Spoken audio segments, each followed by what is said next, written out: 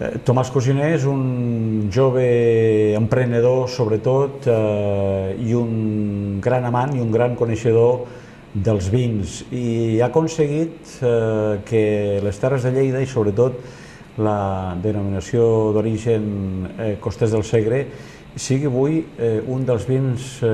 coneguts i un referent, no només a nivell de Catalunya, sinó que a nivell de l'Estat. I a més, treballant com està fent en aquests moments amb els seus excel·lents vins cada vegada més, no solament, ja dit, aquí al nostre país, sinó fins i tot a l'exterior. Potser les característiques més destacades és que no es tracta d'un vi usual, sinó que es tracta d'un vi d'alçada, i en tots els sentits, no? Les seves vinyes estan a 700 o 800 metres d'alçada, això vol dir que la qualitat és més alta i això ho podem notar en cadascun dels seus sabors, dels seus vins, també varietats negres i varietats blanques.